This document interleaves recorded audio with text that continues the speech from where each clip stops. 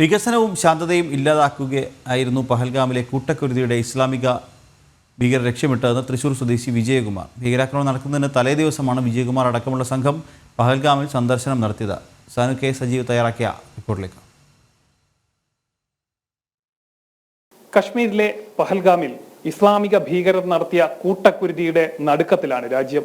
ആ ഒരു നടുക്കം നമ്മുടെ എല്ലാ മേഖലകളിലും രാജ്യത്തെ എല്ലാ പൗരന്മാരുടെ ഹൃദയത്തെയും കീറിമുറിച്ചിരിക്കുകയാണ്. അതേപോലെ തന്നെ ഈ പഹൽഗാമിൽ ഈ അക്രമം നടക്കുന്നതിന്റെ തലേ ദിവസം ആ പഹൽഗാമിലെത്തി ആ കശ്മീരിന്റെ സൗന്ദര്യമൊക്കെ കണ്ടറിഞ്ഞ ഒരാൾ നമ്മളോട് കൂടി ചേരുകയാണ്. തൃശൂർ സ്വദേശിയായിട്ടുള്ള വിജയകുമാറാണ് നമ്മളോടൊപ്പം ചേരുന്നത്. എന്തായിരുന്നു ഈ പഹൽഗാമില് അവിടുത്തെ ഒരു സാഹചര്യം എന്താണ്? ആദ്യം തന്നെ ചോദിക്കാനുള്ള അവിടുത്തെ ആ പ്രദേശത്തിന്റെ രീതിയൊക്കെ എങ്ങനെയാണ്? കാശ്മീർ എന്ന് പറഞ്ഞാൽ നമ്മൾ പറഞ്ഞു കേട്ട അറിവുള്ളൂ.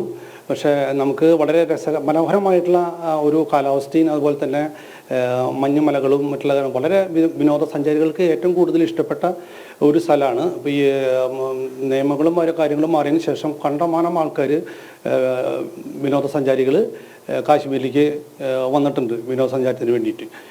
അപ്പോൾ കാലാവസ്ഥയും അതുപോലെ തന്നെ മഞ്ഞുമലകൾ അതുപോലെ മറ്റൊരുപാട് സൗകര്യങ്ങളും കാര്യങ്ങൾ രസകരമായിട്ടുള്ള കാഴ്ചകൾ കാണാനുള്ള ഒരു ഏരിയയാണ് കാശ്മീർ എന്ന് പറഞ്ഞു കേട്ട പോലെ തന്നെ അറിവാണ് അവിടെയുള്ളത്. അതേപോലെ തന്നെ ഈ പ്രാദേശിക പിന്തുണ ഇല്ലാതെ അവിടെ ഇത്തരത്തിലൊരു അക്രമം നടത്താൻ ഈ തീവ്രവാദികൾക്ക് സാധിക്കും. അതേപോലെ തന്നെ ഈ പാകിസ്ഥാനിൽ നിന്ന് നുഴഞ്ഞു കയറിയവരും അതേപോലെ തന്നെ ഈ മുൻ സൈന്യത്തിലുള്ള ആളുമൊക്കെ ഈ ഒരു തീവ്രവാദി ആക്രമണത്തിന് പിന്നിൽ പ്രവർത്തിച്ചു, അല്ലെങ്കിൽ ഈ ആക്രമണത്തിന് പിന്നിൽ പ്രവർത്തിച്ചതും അതേപോലെ തന്നെ ഈ ആക്രമണം നടത്തിയതും ഈ പാകിസ്ഥാനിലെ ഒരു മുൻ സൈനിക ഉദ്യോഗസ്ഥനാണെന്നൊക്കെ പറയുന്നുണ്ട്. അങ്ങനെ പെട്ടെന്ന് കയറി വരാനുള്ള സാധ്യതയും സാഹചര്യവും ഒക്കെ ഈ പഹൽഗാമിലുണ്ടോ? അവിടെ എന്ന് പറഞ്ഞാൽ ഇപ്പോൾ മിലിറ്ററി ഇപ്പോൾ ഹൈവേയിലും അതുപോലെ തന്നെ മാർക്കറ്റിലൊക്കെ മിലിറ്ററി CRPF ഭയങ്കര ശക്തമായിട്ടുള്ള ഇതുണ്ട്, പ്രൊട്ടക്ഷൻ ഉണ്ട്, സെക്യൂരിറ്റി ഉണ്ട്. പക്ഷേ ഈ പഹൽഗാം പോലെയുള്ള സ്ഥലങ്ങളിൽ കുറച്ച് 2-3-4 കിലോമീറ്റർ ഉള്ളിൽ കുന്നിൻ്റെ പുൽമേടുകളിലാണ്.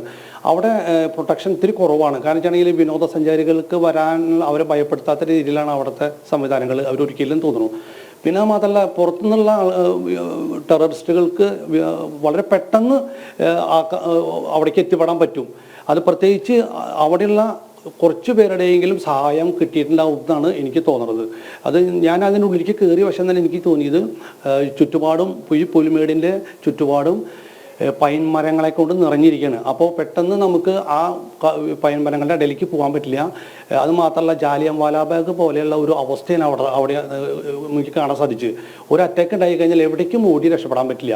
വളരെ ഈസി ആയിട്ട് ടെററിസ്റ്റുകൾക്ക് വന്ന് ഭീകരാക്രമണം നടത്താൻ പറ്റാവുന്ന ഒരു സിറ്റുവേഷൻ അവിടെയുണ്ട്. പക്ഷെ അത് അതിൻ്റെ പ്രൊട്ടക്ഷനും മറ്റുള്ള കാര്യങ്ങളും സഞ്ചാരികളെ പേടിപ്പെടുത്തണ്ടെന്ന് വിചാരിച്ചിട്ടാണെന്നുകൊണ്ട് ഗവൺമെൻറ് കുറച്ച് ലിബറലൈസ് ചെയ്യുമെന്ന് തോന്നുന്നു. പിന്നെ മുസ്ലിം സഹോദരന്മാരുടെ അവിടെയുള്ള സാധാരണക്കാരായിട്ടുള്ള ആൾക്കാർ നല്ല പ്രൊട്ടക്ഷനും നല്ല സപ്പോർട്ടും അവിടെയുള്ള സഞ്ചാരികൾക്ക് കൊടുത്തിട്ടുണ്ട്.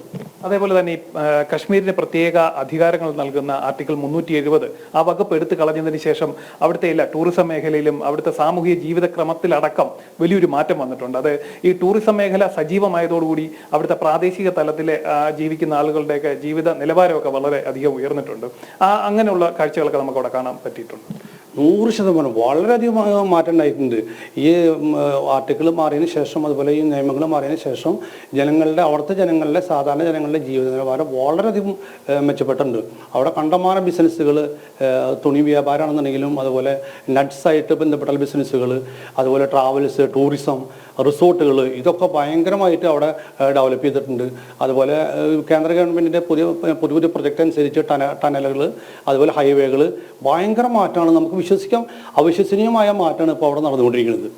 അപ്പൊ ഈ ഒരു വളർച്ചയ്ക്ക് തടയിടുക, അല്ലെങ്കിൽ ഈ കശ്മീരിലേക്ക് വിദേശ വിനോദസഞ്ചാരികളും ഒപ്പം ആഭ്യന്തര വിനോദസഞ്ചാരികളും എത്തുന്നതിന് ഒരു തടയിടുക എന്ന് ഉള്ള ലക്ഷ്യത്തിലല്ലേ അല്ലെങ്കിൽ പാകിസ്ഥാന്റെ പിന്തുണയോടുകൂടി ഈ ഒരു അറ്റാക്ക് ഇപ്പൊ നടന്നിട്ടുണ്ടാവുക? തീർച്ചയായിട്ടും ഇത് വിനോദസഞ്ചാരികൾ അവിടെ വരാൻ പാടില്ല, ഒരു ഭീതി ജനിപ്പിക്കാൻ വേണ്ടിയിട്ടാണ് സാധാരണക്കാരായിട്ടുള്ള ആൾക്കാരെ അവർ നിഷ്കരണം കൊന്നുകളഞ്ഞിട്ടുള്ളത്. അത് തീർച്ചയായിട്ടും അതിന് തടയിടാൻ വേണ്ടിയിട്ട് തന്നെയാണെന്നുള്ള 100% ഉറപ്പാണ്. തീർച്ചയായിട്ടും ഈ അക്രമം നടന്ന സ്ഥലത്ത് അതിന്റെ തൊട്ട് തലേ ദിവസം എത്തിയ വിജയകുമാർ ഒരു ഞെട്ടലിൽ നിന്ന് ഇതുവരെ മാറിയിട്ടില്ല. അതേപോലെ തന്നെ മറ്റൊരു പ്രധാനപ്പെട്ട കാര്യം, ഈ കശ്മീരിലെ ആർട്ടിക്കിൾ 370 ആ വകുപ്പ് എടുത്തു കളഞ്ഞതിന് ശേഷം വിനോദസഞ്ചാര മേഖലയിലടക്കം വലിയൊരു കുതിച്ചുചാട്ടമാണ് ഉണ്ടായിരിക്കുന്നത്. ആ ഒരു കുതിച്ചുചാട്ടത്തിന് തടയിടുക, അവിടുത്തെ സാമ്പത്തികമായിട്ടും അവരുടെ ജീവിത സാഹചര്യങ്ങളെല്ലാം നശിപ്പിക്കുക എന്നുള്ളൊരു ഉദ്ദേശ ലക്ഷ്യത്തോടു കൂടി തന്നെയാണ് ഈ ഒരു ഇസ്ലാമിക ഭീകരവാദികളുടെ ഈ ഒരു അക്രമം ഉണ്ടായിരിക്കുന്നത്. ക്യാമറമാൻ മനു കൃഷ്ണയ്ക്കൊപ്പം സാനു കെ സജീവ്, ജനം, തൃശൂർ.